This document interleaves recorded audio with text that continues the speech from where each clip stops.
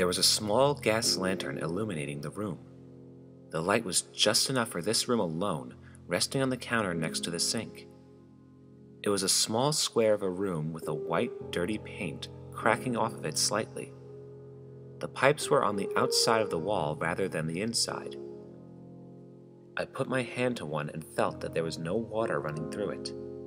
This is when I noticed that there was no sound at all in the house. Not even the ringing sound that would usually accompany an area with no sound. I stood up and looked out of the single window over the sink. I was on the second floor of the two-floor building. I saw a small amount of weeds growing out of the dry silt, the tire tracks that passed as the road that led into the blackness, and more blackness. I saw no sky. Just about 20 feet of ground being slightly lit by the lanterns hung around the sides of the dirty white house. Abyss was the word that went through my mind. I need to hide. I need to hide before he gets back, I thought, thinking about which of the two doors I should take. One was on the wall behind me, and one was to my left. I don't know why I took the door on my left. I didn't think about it at all. I suppose when thought is removed, the remaining factor is only what is closer. The memory of walking through the door was almost absent. This is what happens when the thought is absent. I shook all of this out of my head and wondered why I wasn't worried more about self-survival. I guess it's because I was getting my bearings. This new room was almost identical to the last. However, there was considerably less light in this room. The only light was another, smaller gas lantern sitting under the top of a splatter of blood. A knife was sticking out of the center of the blood pool. Just as I saw this, the lights flooded in through the two windows above the counter. I noticed that there were cupboards under this counter and thought for a moment about hiding in them. That's when I saw the flies. It was impossible to tell how many. One moment, it looked like 2. Another, it looked like 8. The buzzing, swirling chaos accompanied by the smell and the fear made me useless to do anything but press my back into the door behind me.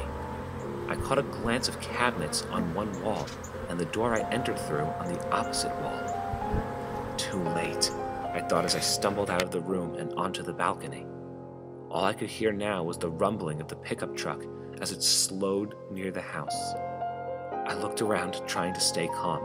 The balcony at the back of the house was nearly completely dark with stairs to the left of me, leading downwards to the ground.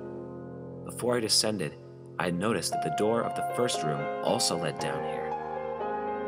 On a whim, I ran to the end of the balcony opposite the stairs and looked down just as I saw the truck coming to a stop below me. The headlights turned off, and I was able to almost finally get a good look at the man inside. My thoughts instantly turned to surprising him before he had a chance to get out.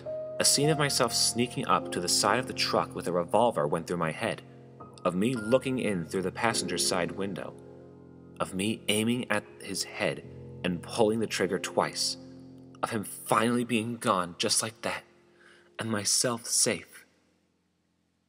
Oh God, what if he sees me? I thought, dissolving into cowardice. I bolted down the stairs and stopped in front of the back door to the lower left. A dark red light was shining through the holes in the top of the wooden door. Something in the back of my mind screamed at me not to go in, but then I heard the truck door slam, and that jolting, unsuppressible fear threw me into any sanctuary I could get. I made sure to shut the door behind me, instantly thinking, what if he heard it close? I froze as soon as I saw the window on the other end of the room, light flooding through it.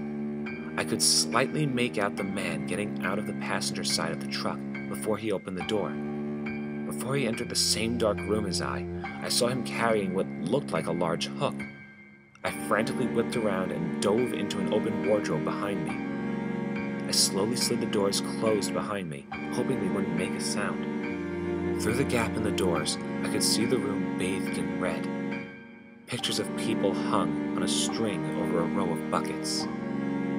Dark room. The thought turned to fear again as I saw him walk right in front of the wardrobe.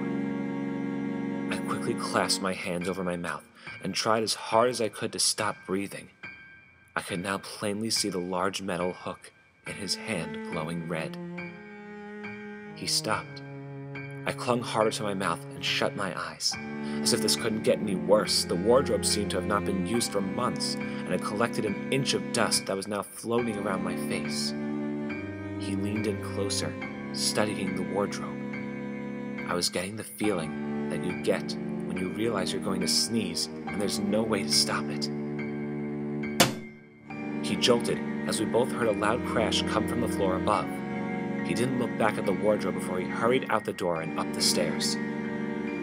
I gasped in air and coughed up dust. I stumbled out the wardrobe and sighed in relief. I looked out of the still open door, wondering why he never locked them, to see that there was less light coming from up the stairs than before. As silently as possible, I inched up the stairs. I peered around the corner into the room with the bloody knife. He was standing over the broken lantern and hanging the hook from a chain on the wall. He lit a new lantern from the cabinets on the wall, lighting up the room much better than before. He then opened the cupboard with the 2 flies buzzing around it to reveal a slaughtered pig wrapped in plastic. "Damn," he cursed at the sight of the spoiled meat. He slid the knife out of the crevice in the countertop and went to work on cleaning the blood up with a stray rag. As silent as death, I put 1 foot into the room. He got 2 notes out of what I dreaded would be a working tune before he whipped around to see me. I shoved the knife I'd been holding into his throat. He gurgled and flung himself around the room until I stabbed once more at the base of his neck. I sighed in relief again and lurched down over him. I sliced out his tongue, put it in my pocket, and took the truck keys from his pocket. I stood up and walked out of the room, jumping a foot away when I stepped on a creaking board. I laughed at myself and walked down the stairs.